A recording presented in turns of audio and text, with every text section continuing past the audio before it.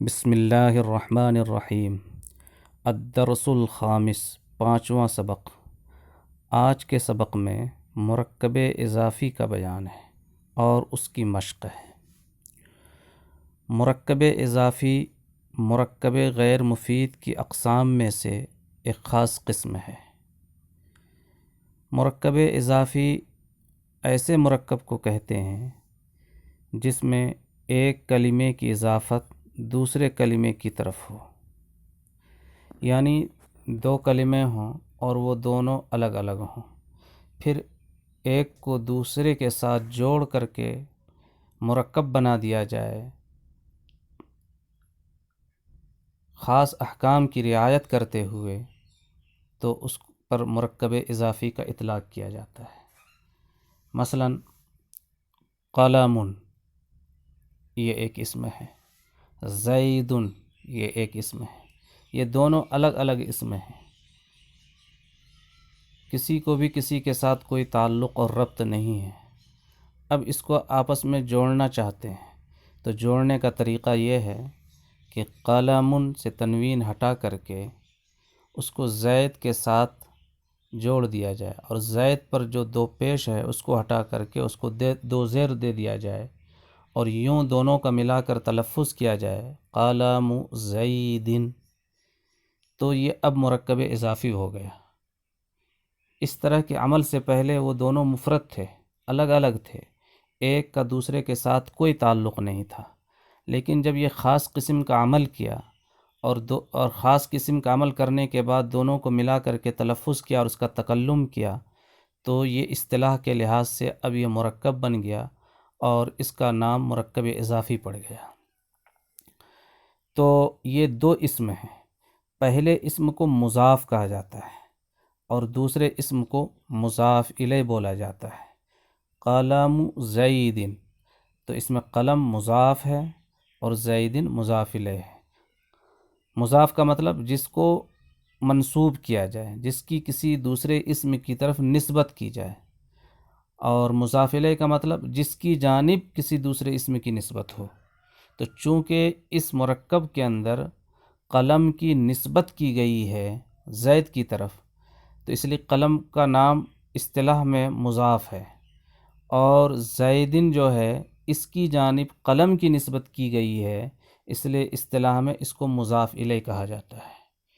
عربی زبان میں مضاف پہلے ہوتا ہے اور مضاف الیہ جو ہے وہ مضاف کے بعد ہوتا ہے۔ مضاف الیہ کے لیے ہمیشہ ایک اعراب متعین ہے کہ وہ مجرور ہوتا ہے، یعنی اس پر ہمیشہ زیر آتا ہے، لفظاً یا تقدیراً یا محلاً، بہرکیف اس پر زیر آتا ہے۔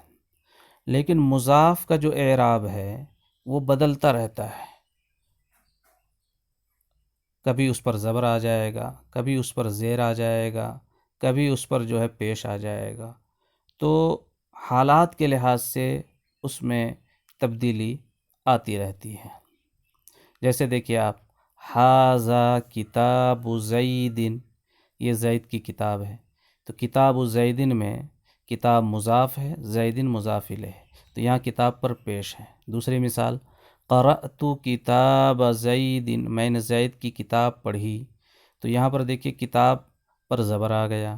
نقلت من کتاب زید، میں نے زید کی کتاب سے نقل کیا، تو یہاں پر دیکھیے کتاب پر زیر آ رہا ہے۔ تو عامل کے لحاظ سے جو ہے، یا دوسرے لفظ میں کہیے حسب موقع جو ہے اس کی اعرابی حالت وہ بدلتی رہتی ہے، یکساں نہیں رہتی ہے، جبکہ مضاف الیہ جو ہے اس کا اعراب متعین ہے، وہ ہمیشہ مجرور، یعنی ہمیشہ اس پر زیر آتا ہے۔ چنانچہ تینوں مثالوں میں زید کو دیکھیں گے کہ وہ مجرور ہے، یعنی اس پر زیر ہے۔ دوسری بات، مضاف پر الف لام نہیں آتا ہے اور نہ ہی اس کے آخر میں تنوین آتی ہے۔ البتہ مضاف الیہ پر جو ہے الف لام آ سکتا ہے اور تنوین بھی آ سکتی ہے، یعنی کہ مضاف کے لیے ضروری ہے کہ وہ الف لام سے خالی ہو اور تنوین سے خالی ہو، لیکن مضاف الیہ کے لیے ایسی کوئی شرط نہیں ہے۔ مضاف الیہ پر الف لام داخل کرنا چاہیں الف لام بھی داخل کر سکتے ہیں، اس پر تنوین لانا چاہیں تنوین بھی لا سکتے ہیں، جیسے دیکھیں صلاۃ الفجری، تو الفجر مضاف الیہ ہے، یہاں الف لام ہے۔ غلام زید، زید مضاف الیہ ہے، زید پر تنوین ہے۔ مرکب اضافی کا جب اردو میں ترجمہ کرتے ہیں تو عام طور پر بیچ میں جو ہے کا، کے، کی، را، رے، ری یا نا، نے، نی میں سے کوئی لفظ آتا ہے ضرور عام طور پر۔ اس تمہید کے بعد اب سبق کی عبارت پڑھتے ہیں اور اس کا ترجمہ کرتے ہیں۔ سعید، سعید، کتاب محمد ھذا یا یاسر، اے یاسر کیا یہ محمد کی کتاب ہے، یا یاسر اے یاسر، ھذا یہ، کتاب محمد محمد کی کتاب ہے یہ۔ سعید، کتاب محمد ھذا یا یاسر، اے یاسر کیا یہ محمد کی کتاب ہے۔ حمزہ استفہام ہے، مضمون جملہ کی تصدیق کو طلب کرنے کے لیے آتا ہے اور اس کے بارے میں دریافت کرنے کے لیے آتا ہے۔ یا یاسروں میں یا حرف ندا ہے۔ یاسر، یاسر، لا نہیں، ھذا کتاب حامد، یہ حامد کی کتاب ہے۔ تو پہلے جملے میں کتاب محمد، یہ مرکب اضافی ہے، تو دیکھیے پہلا جز مرفوع ہے، اس پر پیش ہے، اور دوسرا جز جو مجرور ہے اس پر دو زیر ہے۔ اسی طرح دوسرے جملے میں کتاب حامد مرکب اضافی ہے، پہلے جز پر رفع آ رہا ہے، پیش آ رہا ہے، دوسرے جز پر جر یعنی زیر آ رہا ہے۔ سعید، سعید، این کتاب محمد، محمد کی کتاب کہاں ہے۔ یاسر، یاسر، ہوا علی المکتب ہناک، وہ وہاں میز پر ہے، وہ وہاں میز پر ہے۔ سعید، سعید، این دفتر عمار، عمار کی کاپی کہاں ہے۔ این، یہ اس میں استفہام ہے، جگہ کی تعیین کو طلب کرنے کے لیے آتا ہے، جگہ کے متعلق دریافت کرنے کے لیے آتا ہے۔ دفتر عمار، یہ مرکب اضافی ہے، دفتر مضاف ہے، عمار مضاف الیہ ہے۔ یاسر، ہوا علی مکتب المدرس، وہ استاد کی میز پر ہے، تو اس میں دیکھیے علی مکتب المدرس، مکتب مضاف ہے، المدرس مضاف الیہ ہے، تو مدرس تو مجرور ہے اور یہاں پر مضاف جو مکتب ہے وہ بھی مجرور ہے، اور وجہ کیوں ہے آپ پڑھ چکے ہیں کہ اس سے پہلے علی حرف جر ہے، اور حرف جر کیا کرتا ہے، اپنے مدخول کو جر دیتا ہے، تو علی کی وجہ سے اس پر زیر آ گیا۔ سعید، سعید، قلم من ھذا یا علی، اے علی یہ کن کا قلم ہے، اے علی یہ کس کا قلم ہے۔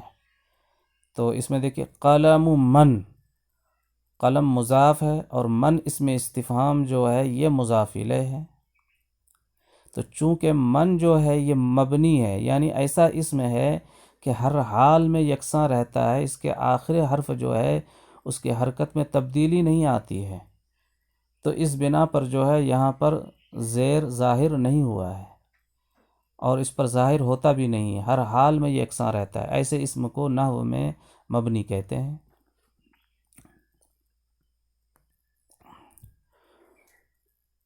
علی، ھذا قلم المدرس، یہ استاذ محترم کا قلم ہے، یہاں پر قلم المدرس مضاف اور مضاف الیہ ہے۔